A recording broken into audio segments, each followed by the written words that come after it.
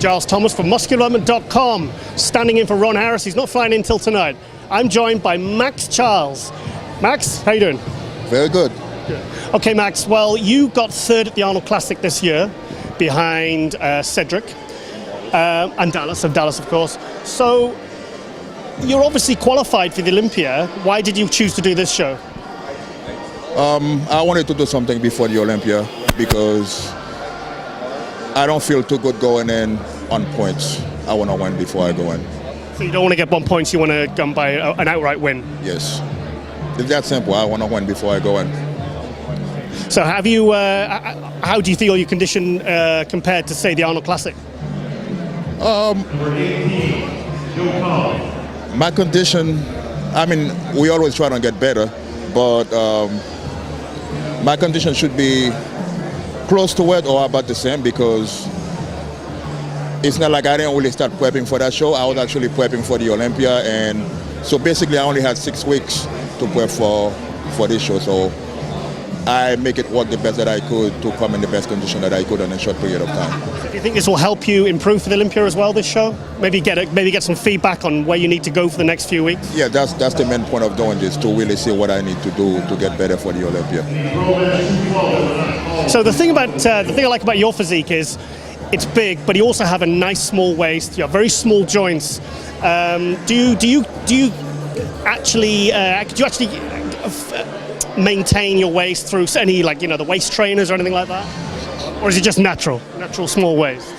It's natural. Doesn't mean that I would never use the waist trainer, because eventually, if I ever try it and I see that it works, maybe that's something I would use. But it never crossed my mind because my waist is never really an issue so far. So far it's not an issue, so I'm not worrying about it. So I read something that a few years ago you used to do 1 meal a day and all these crazy things. What's that all about? 1 meal a day? I'd die. I actually thought that subject was dead, but eventually you bringing it back to life, so I guess I have to talk about it. Sorry. But yeah, when I say that I eat 1 meal, it's not, people think that I'm saying I eat 1 meal because that's the secret to look how I look. It's not that. That's what I wasn't trying to say that. I'm saying I have a very, very, very bad appetite, and I was only able. Really? Yeah, I have a horrible appetite. And anybody that knows me will tell you that I don't eat. I can't. If right now I'm trying to eat, I do a lot better than I used to do back then, but that's something that I suffer with, so I just don't have the appetite. Always suffer with a bad appetite. It's never improved. Yeah, I came from Haiti, where in a country where people are suffering, get no food. I'm probably one of the only few kids growing up in Haiti with no food and still had no appetite. I still couldn't eat when I was back home, where you barely could get food, and I still had no appetite to eat. So I know it's an issue that I was born with, so it's not really anything that I can do about it. So, by all means, you gotta get all your meals in. I mean, if you can get all your meals, I mean, honestly, if I was eating like a normal person would, eating like 7 or 8 big meals, honestly, I'll be way better than I am right now. It's not like I don't know that. I know if I need to be better, I have to eat a certain way, but there's only so much you can do. If I try to force myself any way to eat, I'll get sick. I can't. I've tried. digestion problem. No, it's just it feels like more like anxiety. Like I don't even want to speak up on it. Like when you put food in front of me, I'll start just by looking at it, my body will start itching. Yeah, so basically I feel like my whole stomach would just locked up, and it's just more like an anxiety thing. So if I keep forcing myself to eat, then I feel like throwing it up. So it's not even a digestion, because when I do eat, like right now when I'm like maybe a couple weeks out from my prep, my appetite is good and I can eat normal.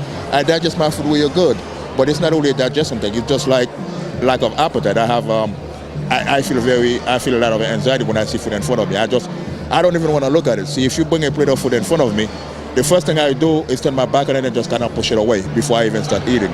So I really need time to even warm up before I can start eating. So it's just a problem that I have that I'm dealing with. It's not really something that I even love to speak on, or people think that I'm telling them if you want to look a certain way, you have to eat 1 meal. Hell no, that would be stupid. If I was able to eat like a normal person, I'll be way better than I am right now. So that's my goal. My goal is to be able to get no more amount of protein and no more amount of carbs. And once I can do that, I keep getting better and keep getting better. Do you try and obviously if you're not eating a huge amount of food, do you have to get the extra protein, certain amount of grams and nutrients with protein drinks and supplements? Yeah, but it's all come to a balance because I try to make up for most of my nutrition to drinking stuff. Like I'm with Cytec, so I have luckily I have a lot of good supplement from Cytec that I can take.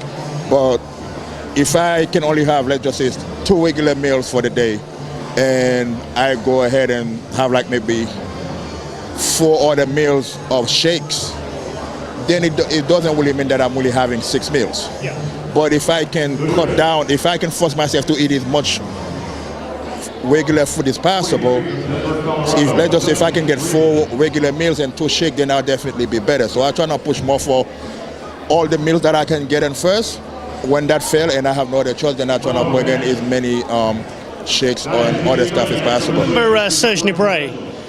They said he would just eat like once a day, but he would eat for 2 hours. He would literally just eat, and he struggled with his appetite as well. That sounds very familiar because that one meal, it takes forever because it's like freaking hell sitting down and just chewing and chewing and chewing and chewing. Try the chicken shake. Chicken shake, nah. That's blend the chicken. Yeah, I try that. It's not any better. Chicken, Diet Coke and lime cordial. That's what they're doing in the UK. Nah, I try just the regular chicken, put a little bit of seasoning in it, and then put some water on it and blend it. Oh no, that was even worse. So okay, so obviously you're going for the win here today. Who do you see as your main competition? Everybody. Everybody. I don't sleep on no one, and nobody else should. So I'm coming here to win, so I'm not gonna sleep on nobody else. Everybody come here to win, so I'm not gonna say this guy's my competition. Anybody could be off. I'm not gonna underestimate anyone or overestimate anyone because the guy you're focusing on could be the guy that's sleeping that day. So what happened when somebody else step up? I gotta be ready for everybody. Do you have a goal for the Olympia in mind, or is it just get to the Olympia and see what happens? Of course, I got a goal. If I do make it to the Olympia, well, I will make it to the Olympia, and first time I did the Olympia was 2015. Was my first time on the Olympia stage, and I made top 12.